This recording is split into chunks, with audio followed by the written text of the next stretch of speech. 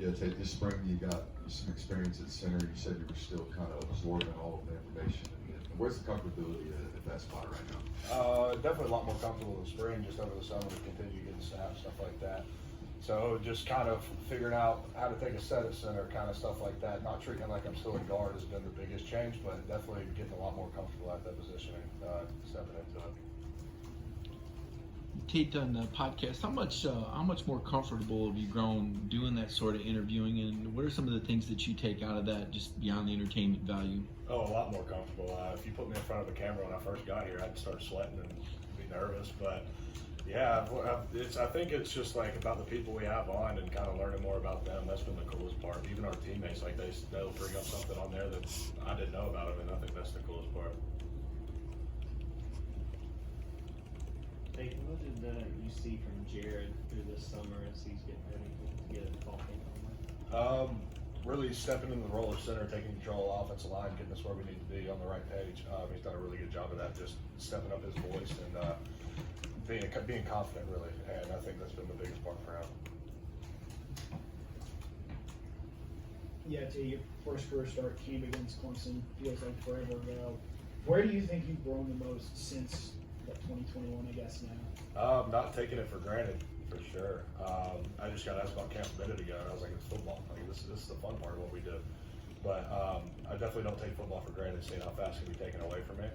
And I think that gave me a chance to mature and kind of just sticking to older players' hip and kind of learn from them. So I think that's what's helped me.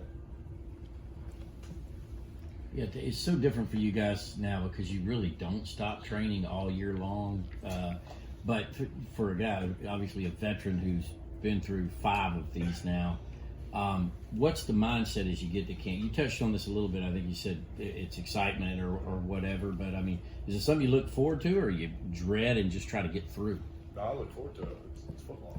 It's the fun part of what we do. We're not out there running. We're not out there swinging the weight around. It's football. We can play football. That's what we're here for. It's what we do. And I think that's something to look forward to every year. And kind of as you get older, you kind of learn that. And I think these younger guys are going to figure that out at some point. And it took me some time to figure that out.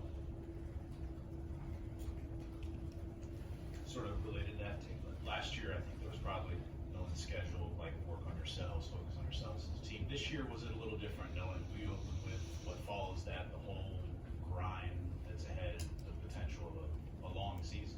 I don't think Coach Smart's going to change his ways. We're going to be physical, have tough practices. Camp's going to be hard, always is. Figure out what your team is during camp. I feel like, and I don't think he's going to change anything.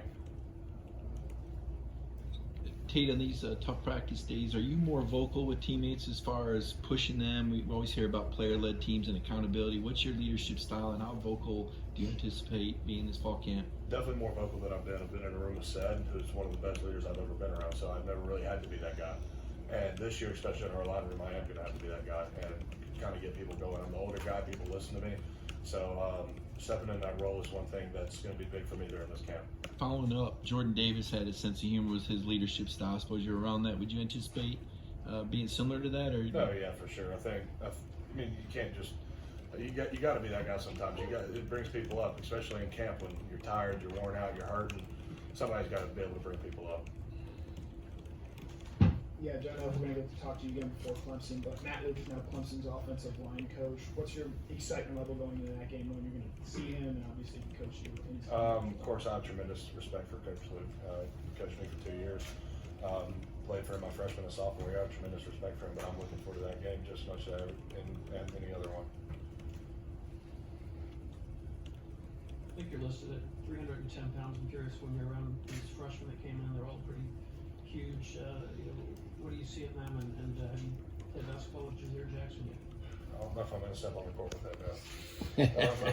If I am, he's on my team. But I see a bunch of guys that are eager to learn. They're coming in, they're trying to learn, they're trying to do their best, and I respect them for it. It's been a good group.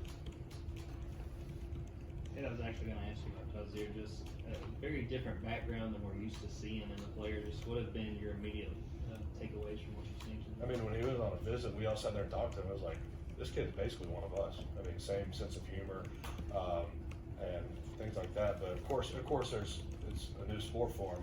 He came from playing basketball, so he's got a few things to figure out. But I think he's doing a really good job. Yeah, entering your 5th off season here, going into this off season, what were some areas of physical improvement you were looking to make and some milestones that you wanted to reach? For me, there's weight room goals. I wanted to clean 405, bench over X amount, squat over that. But for me, physically, it was kind of just play style. Working my hands. I had a bad habit of having bad hands last year, and that's something I can really improve on this year. And then, of course, there's the mental aspect, safety rotations, coverages, seeing things before they happen, stuff like that. So that's something, as a group, we've tried to learn and together and try to get better at. Any more questions for Tate? Yeah, your tattoos are sick. What led you to getting those, and just sort of walk me through what they are? I've always wanted tattoos. Mom isn't gonna love this, but it is what it is. But I've got the clock tower. That's from Rome. That's from Chattanooga. The train from Chattanooga I was born, and then I have the arch, of course. I got 3 road signs that I've lived on. It's my roads, Tennessee, Rome, and then here. And then, of course, I've got that for Dove. And then I have a lion, and then I have a Bible verse, Matthew 23:12, which says, "Whoever exalts himself will be humbled; whoever humbles himself will be exalted." Got one more question? Tate, I guess I just asked you about Carson. We heard Kirby talk about wanting Carson to be more assertive. Have you seen a change in Carson throughout the summer and going into fall camp? I've had a few conversations with him about just, I think when he speaks, people are going to listen. He's our starting quarterback, and I think every team needs their starting quarterback to have some sort of voice. And him stepping up as he has, and it's been big. And people listen when he talks. Thank you, Tate. Thanks, Kate.